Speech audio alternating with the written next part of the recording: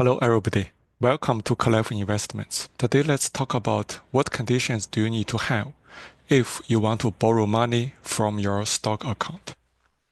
So first, you better have stock index ETF instead of index mutual funds. This is because the margin requirements for mutual fund is much higher than index ETF. Even if you have portfolio margin, mutual funds require 25% of margin requirements, but the ETF only requires 10%, depending on what ETF you have. For QQQM, it's 10%, for VOO, it's 9%. And if you don't have index fund or ETF, you only have stocks, it's more risky because single stock is much more volatile than index fund or index ETF.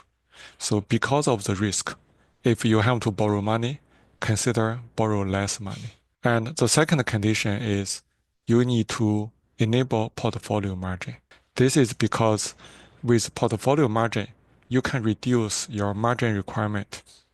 For example, if you have stock index, your margin requirement will be reduced from 25% down to about 10%. And the reduced margin requirement is not meant for you to borrow more money. It's meant for you to stay safe, even when stock drops a lot.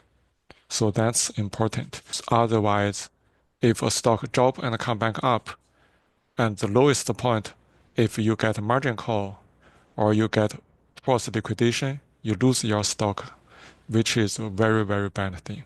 And if you want to borrow using the short box spread, you need to enable the options trading. So different brokers have different levels of options trading.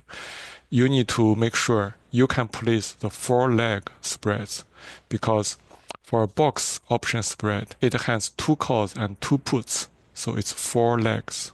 And also, if you are borrowing from a stock account, it's best that you have $1 million or more in your account. Why? I hope you have more than $1 million. Because, for example, if you only have $500,000, and for $500,000 of QQQM or other index ETF, the maintenance margin is about 50,000. But once your account drops below 100,000, which is a common requirement for many brokers, then your account no longer meet the minimum requirement of portfolio margin. You start losing portfolio margin benefits. If you are using box, or if you are borrowing money using the short box spread, the margin requirement will increase. So at this drop, you can no longer open new positions in your account. You can only do trades that reduce your maintenance margin. So your account becomes very limited. And that's before you reach your maintenance margin.